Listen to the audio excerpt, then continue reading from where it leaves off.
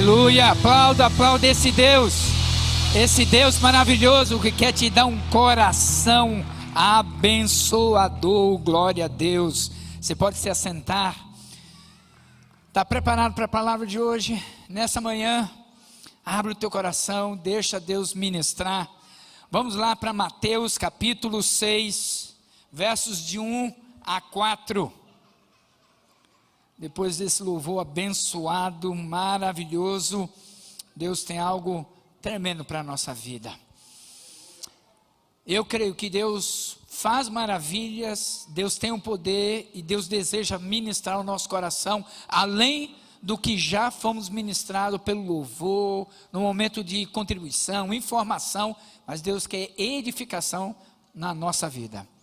Feche seus olhos, mas abra o seu coração. Pai, só o Senhor tem um poder absoluto nos céus, na terra e sobre nossas vidas. E nos rendemos, quando cantamos dizendo, Senhor, nos dá um coração segundo o teu, de acordo com o seu desejo. Senhor, ministra, dá direção. Espírito Santo de Deus, nós suplicamos a Ti, vem, aumenta a Tua presença no nosso meio. Que a atmosfera aqui seja de fé, porque cremos que o Senhor tem poder para responder, mudar a nossa família, a nossa situação financeira, a nossa saúde mental, emocional. Nós cremos que o Senhor não perdeu o poder e cremos que o Senhor quer ministrar o nosso coração. Deus, usa, apesar de mim, apesar das limitações, que a Tua palavra flua com liberdade, mas com autoridade. Oramos no nome de Jesus, amém, amém. Glória a Deus. Mateus 6, de 1 a 4, queremos compartilhar sobre a verdadeira caridade. O texto vai dizendo o seguinte, de Mateus 6, de 1 a 4, tenham cuidado, então presta bem atenção, tenham cuidado de não praticar suas obras de justiça diante dos outros, para serem vistos por eles. Se fizerem isso, vocês não terão nenhuma recompensa do Pai Celestial. Portanto, quando você der esmola, não anuncie isso com trombetas, como fazem os hipócritas nas sinagogas e nas ruas, a fim de serem honrados pelos outros. Eu lhes garanto que eles já receberam sua plena recompensa. Mas, quando você der esmola, que a sua mão esquerda não saiba o que está fazendo a direita, de forma que você preste a sua ajuda em segredo, e seu Pai, que vê o que é feito em segredo, o recompensará. Amados, nós estamos refletindo sobre o tema compaixão e graça. E se você se deter um pouquinho nessa expressão, com, espaço, paixão. Quando a gente está apaixonado, a gente faz qualquer coisa. Quando a gente está apaixonado por Deus, a gente não mede esforços. A gente pode estar de um lado da cidade, vai para o outro lado da cidade, para participar de um pequeno grupo, para participar de uma vigília, porque a gente está apaixonado por aquele que mudou a nossa vida. A gente está apaixonado por aquele que mudou a nossa eternidade. Eu estava perdido, eu ia para o inferno. Deus me salvou, te salvou, e Ele vai levar a mim e a você para o céu. E é por isso que eu tenho um coração queimando, apaixonado por aquele que fez de por amor a mim. Uma pessoa apaixonada, queridos, ele vai a pé, ele se arrasta, ele vai de qualquer maneira, todos os esforços, ele vai até o último ponto, para que ele possa corresponder com a paixão que ele tem. Mas também fala de compaixão e graça. É um favor que eu e você não merecemos. A graça do Senhor nos alcançou. A graça do Senhor Jesus quebrou as cadeias, as correntes que nos impedia, que era um obstáculo, e Ele nos alcançou. Então, nessa reflexão, domingo passado, por exemplo, foi tal pai, tal filho. Então, imagina aí, Danilo, você está mais parecido com o Pai Celestial hoje do que estava semana passada? E aí, Gilson Braghini, mais parecido com o Pai Celestial hoje do que estava ontem. E aí, quem sabe, Rodrigo, Cláudia, aí mais parecido, mais apaixonado por Deus hoje do que éramos semana passada. Essa reflexão, ela vai tentando trabalhar na nossa vida, porque os nossos momentos, nossos dias são desafiadores, não é verdade?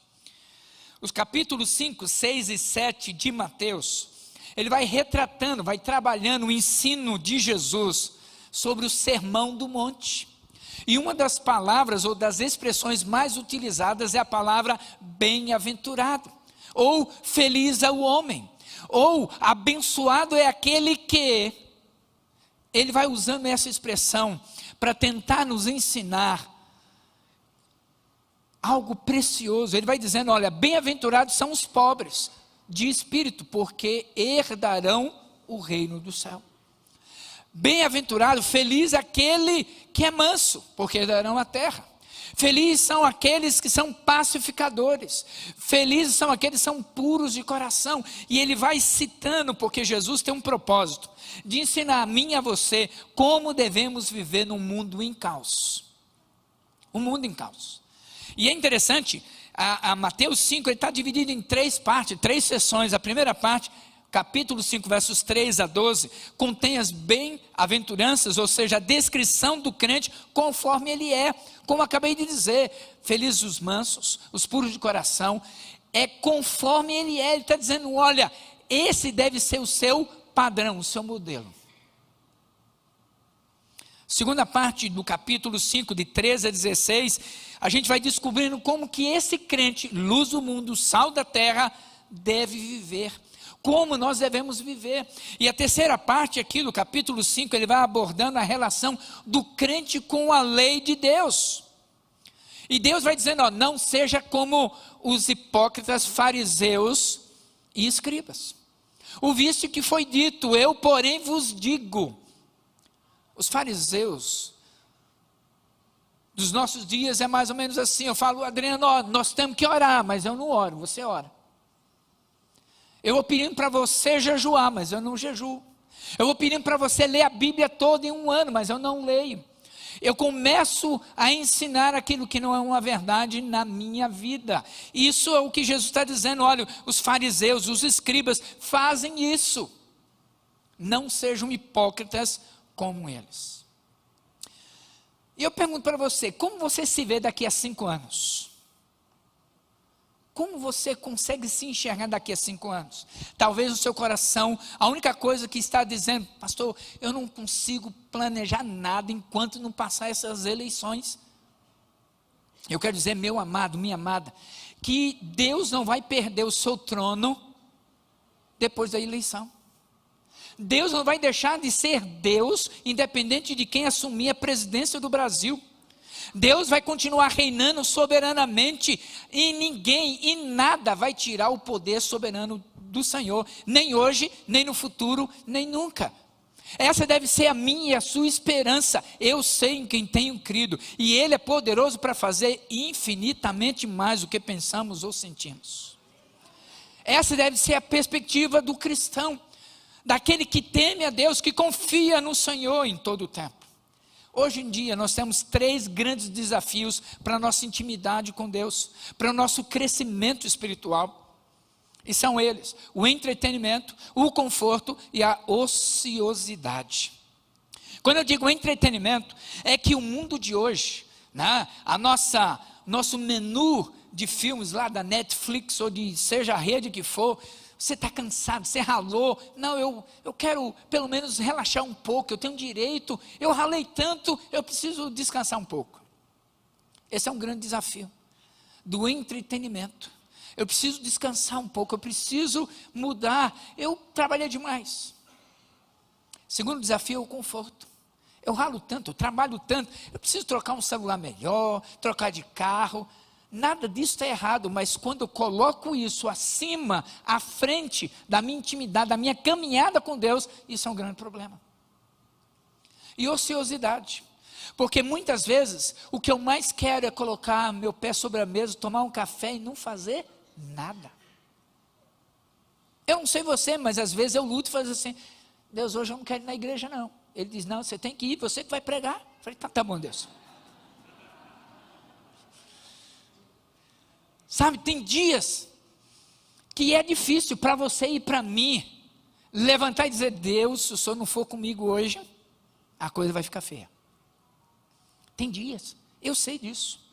A gente ouve isso, a gente passa por isso, a gente convive com isso. Deus está dizendo que eu preciso vencer essas barreiras. Amados, o inimigo, o diabo, ele tem uma estratégia muito interessante para prejudicar, para anular, para aniquilar o amor entre os irmãos. Para impedir o avanço, seja dos pequenos grupos ou da unidade da igreja, custe o que custar. O diabo está apostando todas as fichas, porque ele sabe que ele não tem futuro na eternidade com Deus. E ele quer impedir de você alcançar esse futuro abençoador na presença do Pai Celestial. E o que ele usa? Ele usa o julgamento. Imagina aí alguém, um irmão, uma irmã, maduro, madura, tomando decisões, fazendo escolhas adequadas, fazendo as ações surtirem efeito, serem produtivas, e as pessoas começam: puxa vida, fulano tem sido uma benção. E esse abençoado, ou abençoada, começa então a colocar como padrão de decisão a maneira como ele faz, a maneira como ele escolhe, a maneira como ele decide. E quando ele está no meio de outras pessoas e não acontece do jeito que ele planejou, aí vem o julgamento. Ora, o julgamento vai vir desse abençoado ou abençoada que colocou um nível tão alto e outros não conseguem alcançar, e ele vai depreciando. Ora, é alguém que está do outro lado e diz: puxa vida, é pressão demais. E a gente começa a julgar um ao outro. Capítulo 6, ele vai tratando da continuação do que acontece no capítulo 5. Jesus tentando nos ensinar algo precioso. E ele vai tentando ensinar que todo crente transformado dá com alegria. Repete comigo: todo crente transformado dá com alegria. Nosso desafio nessa manhã é a gente aprender a começar a desenvolver essa cultura do dar. E aí eu aprendo nesse texto 3 ações, 3 momentos importantes na nossa vida. O primeiro deles está no versículo 2. Eu devo dar, e o texto vai dizendo: dar esmolas. Como que você lida com o dar? Qual é a sua atitude ao dar, abençoar, seja uma esmola, ou fazendo um benefício, ou participando na vida de alguém? O que esse texto quer nos ensinar, e Jesus tentando mostrar qual deve ser a nossa postura quando lidamos com o dar. Como eu e você damos o nosso tempo para o reino de Deus. Como eu e você usamos os talentos que Deus nos deu para a expansão do reino de Deus. Como eu e você utilizamos os dons, as habilidades que recebemos para poder abençoar outras pessoas. Primeira coisa que eu aprendo que é mais importante: Deus tem essa expectativa que eu possa dar de mim na vida das pessoas. Tiago capítulo 4, verso 17, vai dizendo que se eu sei o que é certo para fazer e eu não faço, eu cometo pecado. Está lá dizendo: pense nisso. Quem sabe o que deve fazer o bem e não faz, comete pecado. E eu não preciso ilustrar, porque em muitos momentos eu e vocês já sabemos o que podemos e devemos fazer, e nós não fazemos. Por exemplo, eu e você sabemos o valor e a importância de ler a palavra de Deus. Ninguém nos impede de ler mais a Bíblia do que eu mesmo, do que você mesmo. Ninguém nos impede de orar mais a Deus do que nós mesmos. Ninguém nos impede. Gálatas vai dizendo, 6 verso 10, portanto, enquanto temos oportunidade, façamos o bem a todos, especialmente à família da fé.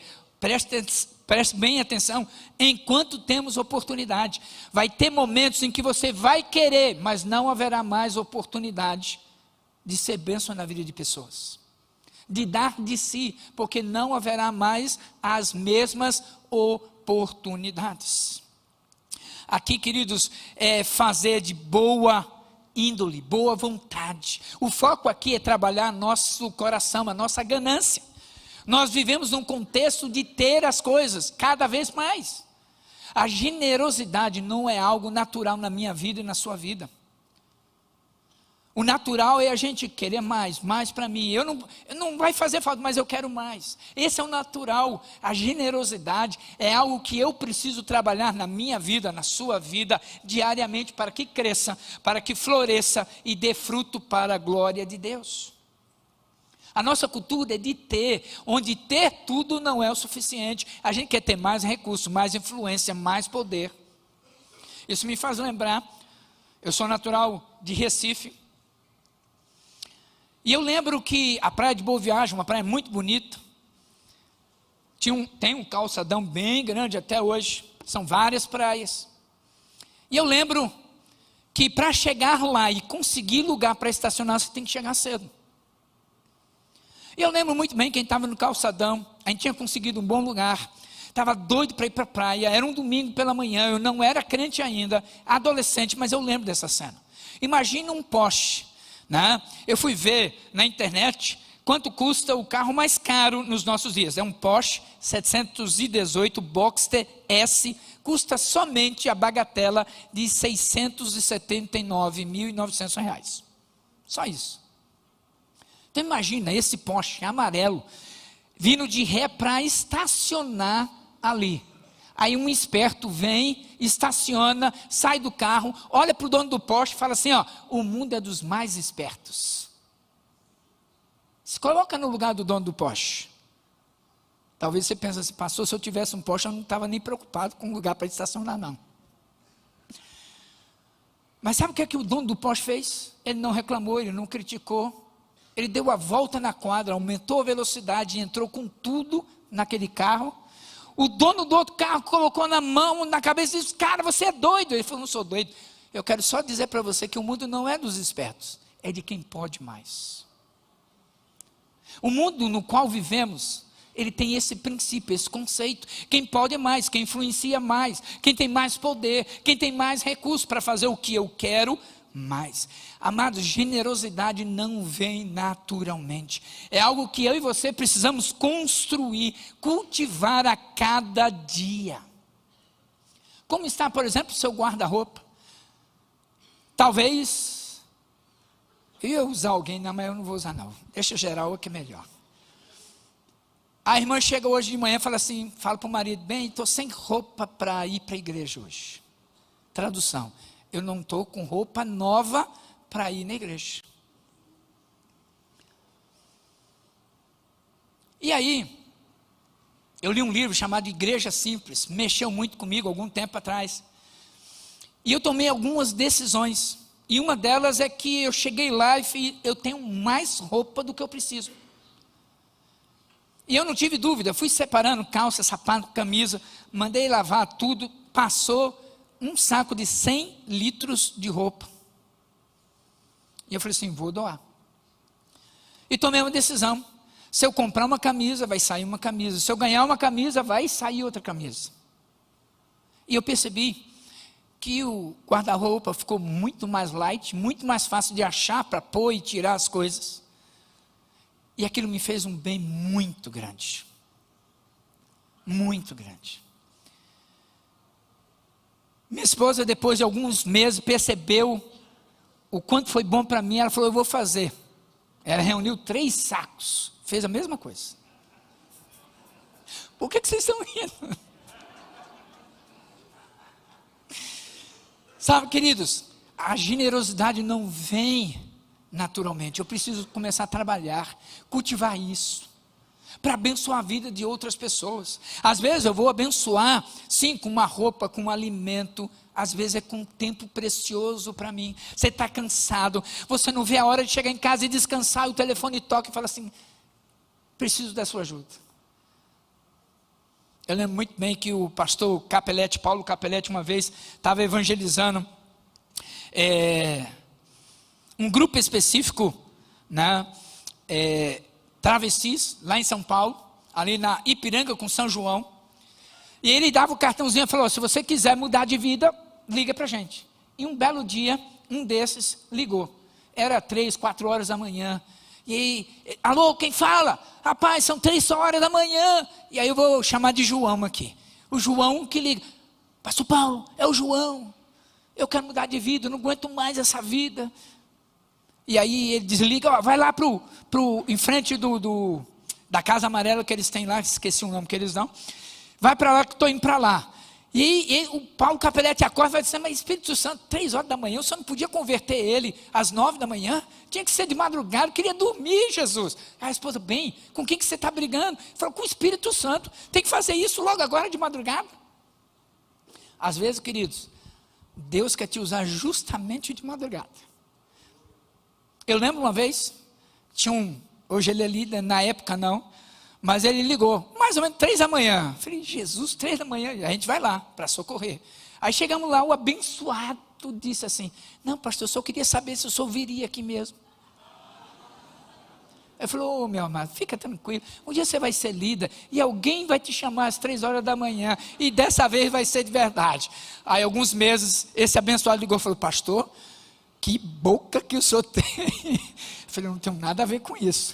Eu falei, pois é, me chamaram, e não era para ver se eu ia não, o bicho estava pegando. Eu falei, está vendo? Sabe, queridos, Deus quer te usar, e Deus tem poder para te usar infinitamente mais, mas a pergunta é, você quer ser usado por Deus?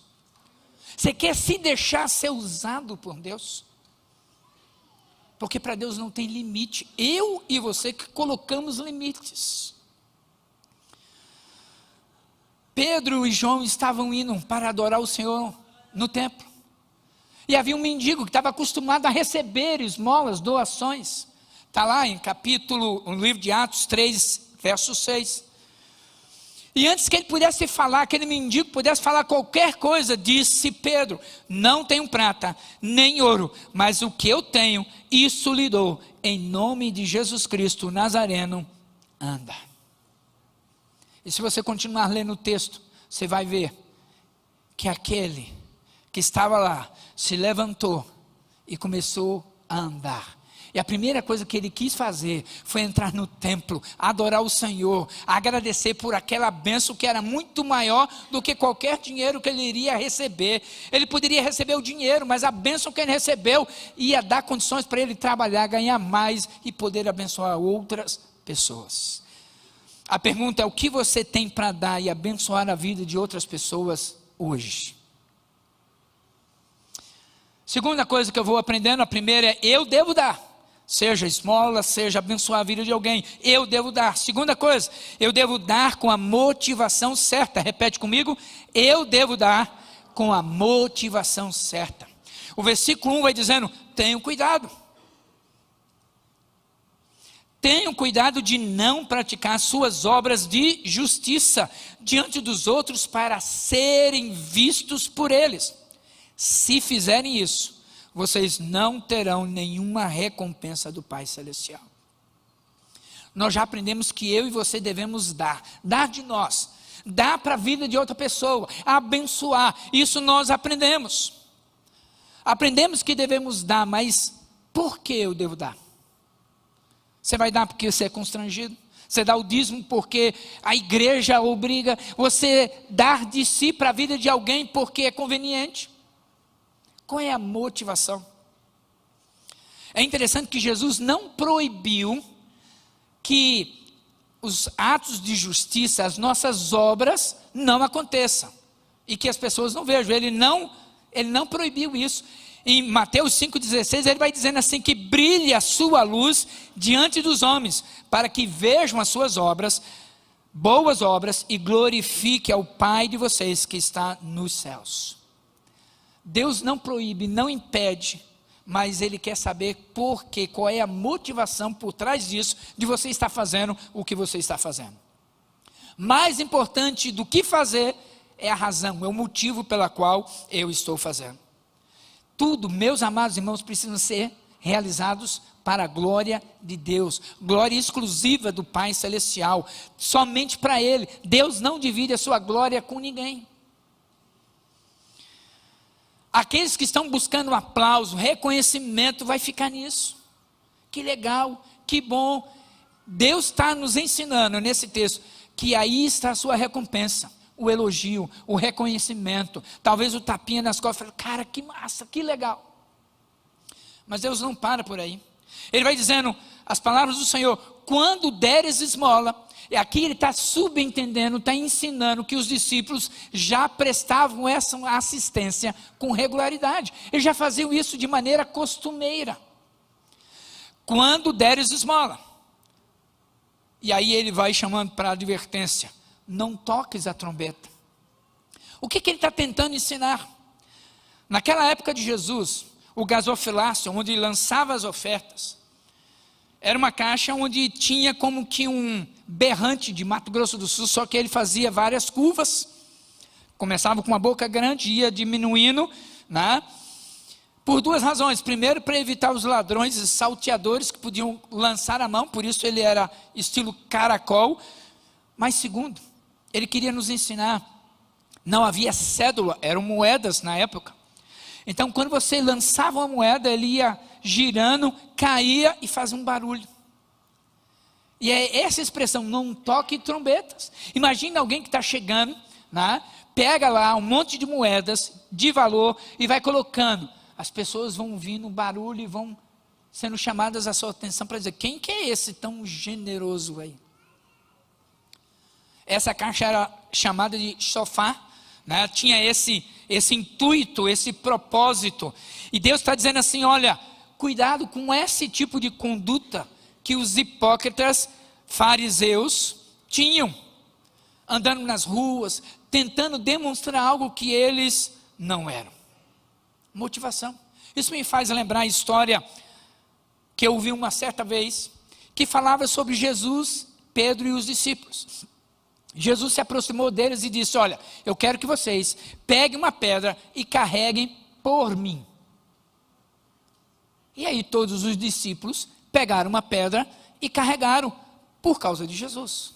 Mas Pedro, muitas vezes eu e você somos igualzinho a Pedro. Ele falou assim: bem, Jesus não falou qual era o tamanho, nem o peso. Então eu sei que pedra cansa. Então eu vou pegar uma pedra pequena que cabe no bolso. Ele pegou, pôs no bolso. E Jesus disse: me sigam. E caminharam, caminharam, caminharam. Chegou a hora do almoço, Jesus disse: ó, nós vamos parar aqui, nós vamos orar e aí nós vamos comer. Pegue as suas pedras, coloque em frente. Jesus orou, a pedra de cada um se transformou em pão. E aí Pedro viu o tamanho. Você está rindo porque não é você, né? E por mais devagar, por mais lento que Pedro comece a comer, ele termina primeiro que todo mundo. Ele fala assim: me dei mal nessa, hein? Mas na próxima eu tiro o prejuízo. Aí Jesus fala: bem, todo mundo terminou, pegue outra pedra e me sigam. Pedro não era bobo, falou assim: eu vou pegar uma pedra que nesse retorno aqui, eu vou me ralar para pegar, mas eu vou pegar. E ele ia lá, cambaleando, né? Ele falou: eu vou tirar a barriga da miséria na hora do jantar hoje. E foi, carregou, cambaleando, foi. Finalmente chegou ao lugar, perto do rio, perto da hora do jantar. E Jesus disse: ó, cheguem aqui perto. Todo mundo chegou. Jesus disse assim: lance a pedra na água. Pedro falou assim: não acredito. O senhor está brincando comigo, Jesus? Eu ralei para chegar aqui. O senhor está dizendo agora para jogar fora? E aí Jesus, eu imagino que ele tira um suspiro, como ele faz comigo, e fala assim: Djalma, de novo, você está carregando a pedra para quem? Porque eu pedi para carregar para mim. Você está carregando a pedra para quem? Todo o esforço que você está fazendo é para quem? Toda a luta que você está tendo é para quem? Qual é a motivação? O que faz você ser um líder de pequeno grupo, cuidando de pessoas e falar assim: pastor, tem gente que... Eu ouvi uma expressão esse dia, falou assim: pastor, eu fui expulsar um demônio de uma pessoa. Quando o demônio saiu, falou assim: graças a Deus, não aguentava mais aquele crente. De vez em quando eu ouço algum líder e falo assim: pastor, nem o diabo aguenta ele não. Mas eu sempre brinco dizendo que Deus nos dá pessoas, não que a gente quer, mas que a gente precisa, para a gente crescer, para a gente aprender a ser perseverante, para a gente aprender a orar pela pessoa, para a gente aprender a crer que Deus pode fazer milagre, inclusive na vida desse abençoado e desta abençoada. Você está carregando pedra para quem, queridos? Jesus falava que esses líderes hipócritas do texto aqui, eles queriam ser vistos, eles queriam passar essa imagem de piedade, de generosidade, eles tentavam ser alguém que eles sabiam que não eram, e eu sei disso. Todo dia quando eu olho no espelho, eu vou escovar o dente e falo assim: Djalma, vê se anda direito hoje, vê se aprende a ouvir o mestre e andar de acordo com a vontade dele. Isso me fez lembrar, irmãos, alguns meses atrás, antes da pandemia, estava eu e um irmão aqui em frente à igreja, e aí veio um pedinte, e na minha mente, no meu coração, falou assim: não vou ajudar. E aquele pedinte chegou, pediu, contou a sua história, e o irmão que estava lá, mais sensível, coração melhor do que o meu, falou assim: eu vou te ajudar, mas olha só, você vai comprar droga? Não. Você vai comprar bebida? Não. Cigarro? Também não. Então eu vou te dar, porque senão Deus vai pesar a mão. E ele pegou o dinheiro e foi. Passado uma semana, ou um pouco mais, eu e o mesmo irmão estávamos quase no mesmo horário, ali na frente da igreja de novo. E quem que vem? O mesmo pedinte. Aí eu falei: sobrou. Antes de abrir a boca, aquele pedinte chegou e falou assim: toma esse dinheiro maldito, porque eu peguei ele, menti para você, quebrei a mão, fui atropelado, não aguento, toma o que é teu.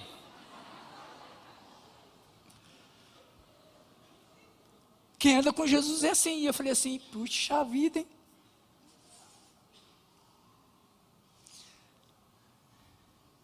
Segundo Coríntios capítulo 12, verso 15, diz assim: assim de boa vontade, por amor de vocês, gastarei tudo o que tenho, e também me desgastarei pessoalmente, visto que os amo tanto, devo ser menos amado. O Senhor Jesus está tentando nos ensinar, meus amados irmãos, que eu devo me gastar por causa do Senhor, que eu devo permitir que outros gastem a minha vida por causa do Senhor. Eu lembro, nosso filho Benjamin tem 32 anos, mas quando estava ainda na barriga da minha esposa, nós não tínhamos recursos para o parto. Minha esposa é professora de música, ela dava aula no fundo da casa, que era o pastor Afonso, ia dar aula na rua 25 de dezembro, aqui na cidade. E a gente orava, e às vezes minha esposa chegava: e aí, alguma oferta, alguma bênção? Eu falei assim: nada. Uma semana, um mês, estava se aproximando o dia do parto e nada, até que chegou uma senhora, vinda do estado de São Paulo, mudando para aqui, para Campo Grande, não sabemos como, mas descobriu a minha esposa, Sandra, e aí falou assim: olha, eu quero colocar minhas 3 filhas para estudar piano com você, quanto que sai? Faça o cálculo aí, eu vou pagar o ano inteiro. A minha esposa falou assim: não acredito. Eu falei: acredito. Você faz ideia qual era o valor que deu, irmãos? Era o que faltava para o parto do nosso filho. Deus é assim. Deus vai trabalhando na nossa vida, suprindo a nossa necessidade. Deus vai trabalhando para que a generosidade seja algo que vai crescendo na nossa vida e dando fruto. Nos anos 90, estava ajudando um pastor na Igreja Batista Buriti, na área de missões. E eu lembro que era uma campanha. 2 irmãos daquela mesma igreja viveram experiências distintas naquele momento. A ideia era levantar recursos para pastores lá em Moçambique, na África, comprarem uma bicicleta. E tinha um irmão, melhor dizendo, que ele tinha uma bicicleta e Deus falou assim: doa a sua bicicleta. Sabe o que ele fez? Nada. Não doou. Semana seguinte, roubaram a bicicleta dele. Ele falou assim: pastor, eu não dei, o diabo levou. Na mesma semana, um casal juntando dinheiro para trocar a máquina de lavar roupa. E Deus falou também: vai lá e dou o dinheiro que está na poupança para missões. Os 2 tomaram uma atitude diferente. Bem, o que você acha? Eu estou sentindo isso de Deus. Eu também, dá. E deu. Mais ou menos 30 dias depois, tinha um casal, estavam saindo da cidade de Campo Grande, missionários voltando para os Estados Unidos, e Deus falou ao coração da irmã: pega essa máquina e doa para aquela família. Aquela família estava juntando dinheiro para trocar a máquina. E quando deu, a irmã começou a chorar. A irmã americana pensava assim: não gostou. Falou: não, a gente ia trocar, mas nunca imaginamos ter uma máquina dessa aqui. Deus deu infinitamente mais. Como é que está o teu coração? Eu não vou dar para negociar, eu vou dar porque a minha motivação é abençoar. A minha motivação é ser generoso. Eu quero aprender essa cultura de abençoar, de suprir, de poder ir muito mais além do que eu posso imaginar Deus fazendo na minha vida. Por que você faz o que você faz? O que te motiva a gastar a sua vida abençoando pessoas? Terceira e última coisa que eu aprendo nesse texto, versículo 4. Eu devo dar por gratidão a Deus. Repete comigo. Eu devo dar por gratidão a Deus. Versículo 4. De forma que você preste a sua ajuda em segredo. E seu pai, que vê o que é feito em segredo, o recompensará. Gratidão, queridos. Gratidão. A cada dia, principalmente essa semana, Deus estava me lembrando. Djalma, eu perdoei os teus pecados. E quando eu lembro dos pecados, eu falei: meu Deus, o Senhor me perdoou, o Senhor quitou as dívidas. Deus vai dizendo assim: olha, você, Djalma, ia para o inferno, passar a eternidade longe de mim, e agora você vai passar a eternidade comigo. E eu comecei a chorar dizendo: Senhor, não é possível, que amor constrangedor é esse, que vai quitando as dívidas, vai dando um favor imerecido do Pai Celestial. Por isso ele está dizendo: olha, quando a sua mão esquerda der algo que a direita nem perceba, porque o maior benefício é eu dar com a liberalidade, sem me preocupar o motivo pelo qual eu estou fazendo isso, a não ser eu estou fazendo por amor. Quando eu começo a pensar e lembrar disso, amados irmãos, eu imagino que Deus, a cada dia é mais e mais extraordinário. Ele vai ensinando que eu não devo chamar para mim a atenção. Ele está dizendo: olha, quando você faz algo esperando um aplauso, reconhecimento, acabou por aí. Mas quando você faz motivado por amor, por causa do amor, esse amor que constrange, ele está dizendo que você e eu vamos receber uma recompensa nos céus. Eu não sei qual vai ser essa recompensa, mas como é o homem que é curioso, não é a mulher? Aí os homens vão começar a pesquisar para tentar descobrir que recompensa que é. Eu não sei, mas vai ter.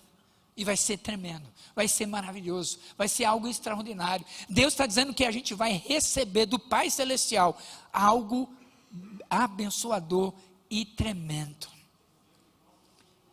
Eu também, meu irmão, é isso aí, glória a Deus. Isso me faz lembrar, tinha um irmãozinho, então, estou sentindo falta do Marcelo, que ele fala: aleluia, Jesus. E eu lembro de uma irmãzinha, chegou na igreja recém, e ela chegava e falava: aleluia, glória a Deus. E os irmãos não estavam acostumados com isso, irmãos. E aquilo ia incomodar. E cada vez ela estava mais agradecida a Deus, mais alto ela falava, e gente ia ficando assustado: que negócio é esse? Não é o nosso costume. E aí queria de todo jeito parar a irmãzinha de falar aleluia, glória a Deus, mas não sabia como. Aí um abençoado descobriu, falou o seguinte: olha para o pé dela, estava precisando de sapatos. Aí reuniram uma comissão, foram na casa da irmãzinha, falou: ó, irmã, a gente reuniu aqui, tem vários pares de sapato para você, você escolhe a cor, tamanho, modelo, mas a gente quer pedir só um favor para você. Irmã, não precisa ficar falando aleluia, glória a Deus. Daí ela recebeu o presente e tal, ficou pensando. Chegou domingo, todo mundo curioso. O que é que vai acontecer? Vai falar, não vai falar? Aí acabou o culto, a irmãzinha quietinha. Segundo culto, ela quietinha. Terceiro culto, ela falou assim: com sapato, sem sapato, glória a Deus, Jesus. Amados, aleluia, é para a gente transformada. É para gente que já viu o significado do sangue do Cordeiro, que te tirou das trevas, da perdição e te colocou no lugar em que o diabo não pode te tirar. O diabo sabe que quando a gente vai cantando e vai dizendo: Senhor, é pela tua graça, é pela tua misericórdia, é pela tua bondade. Amados, Deus usa até o diabo para fazer a vontade dele. Uma outra irmã, abençoada, ela gostava de abençoar, de ser generosa, numa dificuldade, abria a geladeira, era só água gelada, você podia escolher qual garrafa. Mas só tinha água gelada, e ela na dificuldade falou assim: Deus me ajuda. E tinha uma rádio evangélica, ela foi lá pedir ajuda: pelo amor de Deus, meus irmãos, me ajuda. E um tal de pai de santo viu o negócio e falou assim: é hoje que eu vou acabar com a raça desses crentes.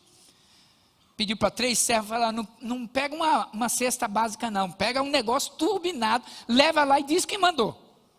E foram, chegaram lá e a irmã abriu a porta, recebeu com alegria. E você sabe, quem é curioso é homem, não é mulher. Ela não perguntou.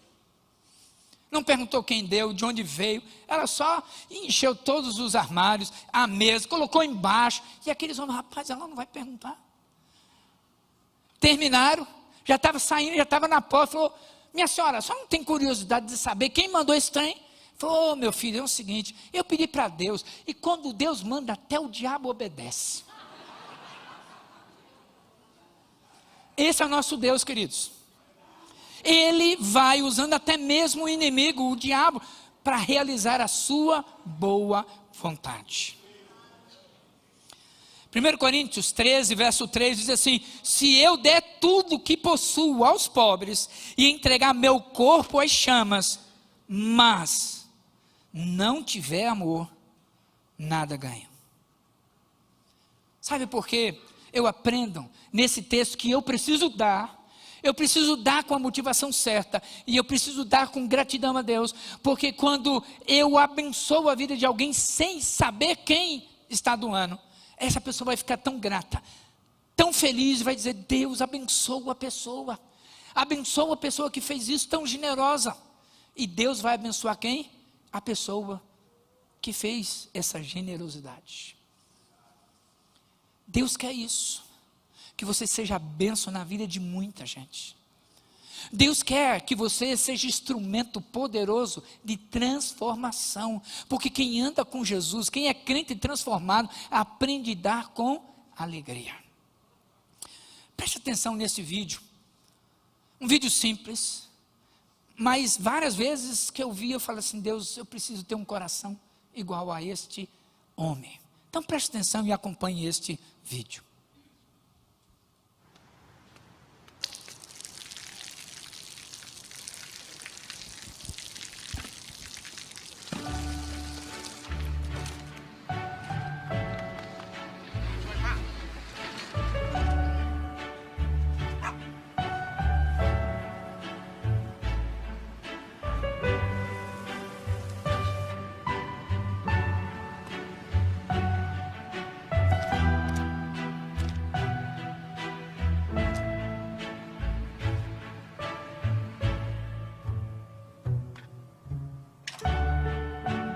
เขาจะได้อะไรถ้าเขาทำแบบนี้ทุกวัน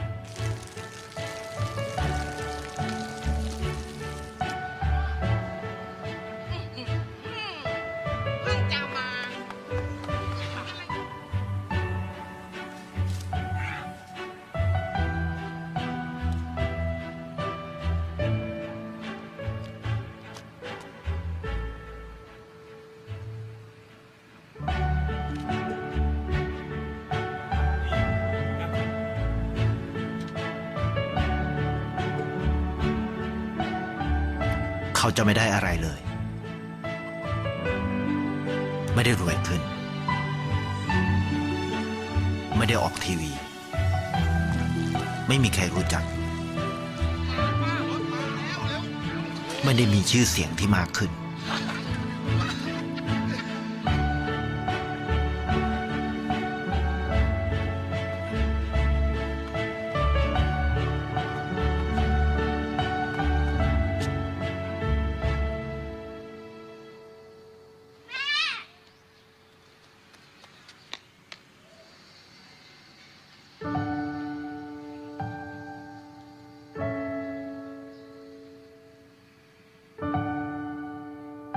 ราะสิ่งที่เขาได้คือได้แค่ความรู้สึก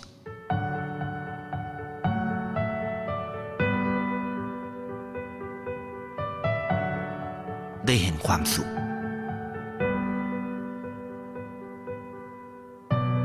ได้เข้าใจ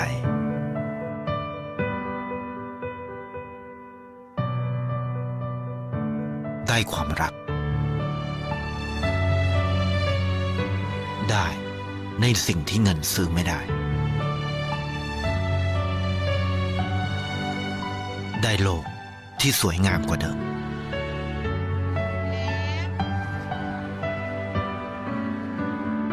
ในชีวิตคุณอะไรคือสิ่งที่คุณต้องการมากที่สุด Glória a Deus. Você pode ficar em pé? Louvado seja Deus. Assim, de boa vontade, por amor de vocês, gastarei tudo o que tenho e também me desgastarei pessoalmente.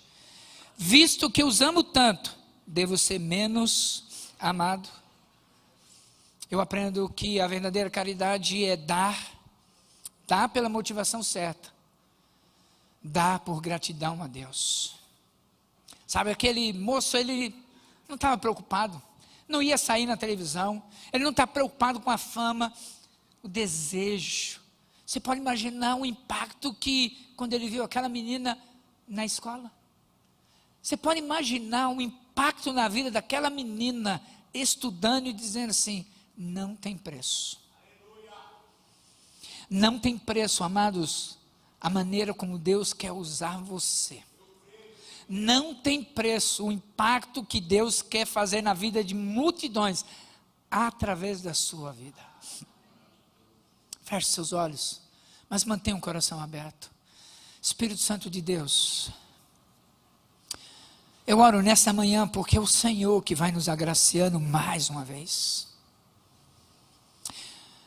O Senhor é tão pleno e cheio da paixão celestial, ao ponto de deixar os céus e trazer aqui na terra, para inundar o nosso coração, o teu amor.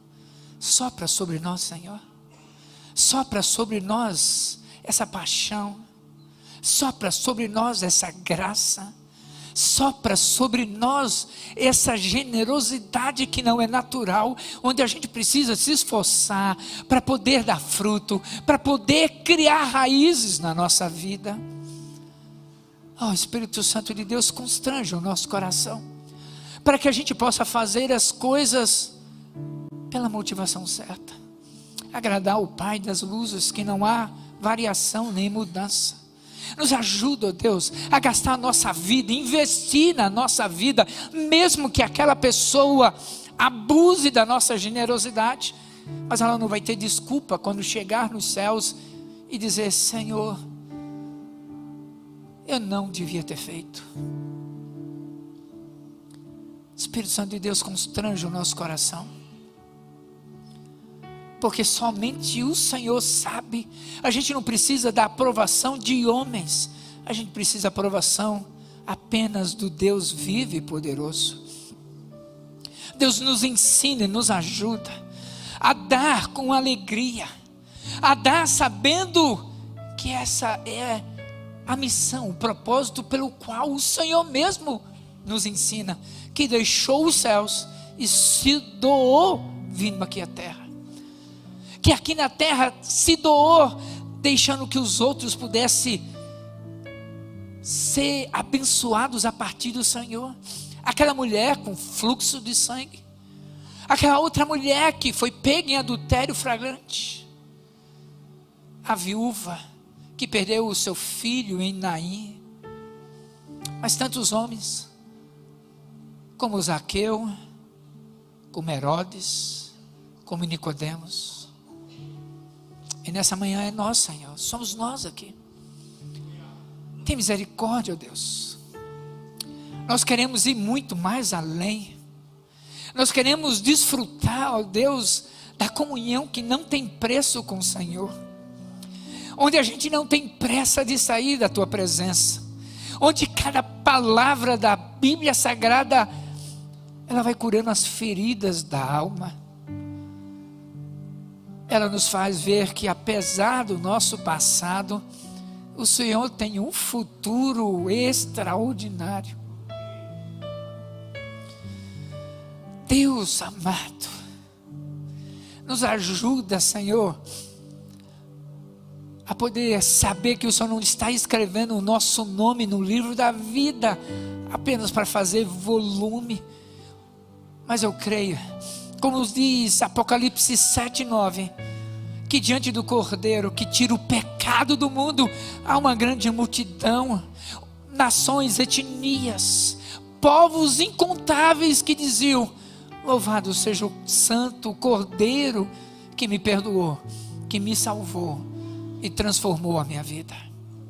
Espírito Santo de Deus, se alguém nesta manhã, ou na internet, ou aqui presente, que ainda não tem certeza da sua vida eterna com Jesus, que o Senhor mesmo possa ministrar o coração dela e criar o desejo de ir se entregar a Jesus, e de poder repetir a oração mais importante, que lá na sua alma ela possa dizer: Senhor Deus, obrigado, porque nesta manhã o Senhor me revelou quem Tu és.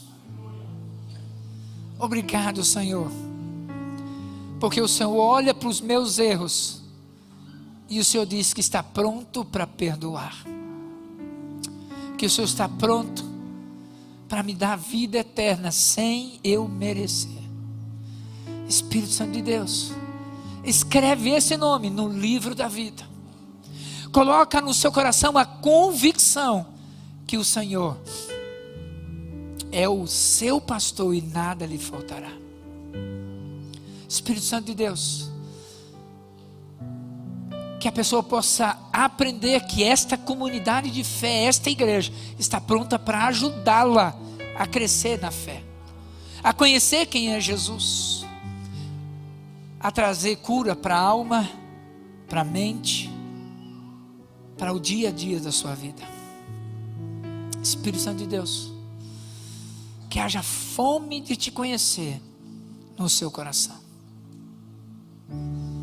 e que o amor de Deus, o nosso Pai Celestial, que a graça de Jesus que muda a nossa história de vida, que o Espírito Santo que anseia ardentemente de pegar, segurar na nossa mão e mostrar o caminho, possa diariamente, nessa semana, nos privilegiar com experiências extraordinárias, dizendo: eu sou o Teu Deus, sou eu que te sustento, sou eu que guio a tua vida, e se necessário for, você vai passar pelo vale da sombra da morte, porque o Teu cajado, Senhor, nos conforta, nos consola a cada dia. Ó Deus, nós vamos Te adorar em alguns instantes, que a gente faça isso com toda a nossa alma, dizendo: Senhor, eu Te adoro, eu me rendo a Ti de todo o meu coração, em nome de Jesus, amém, amém, amém.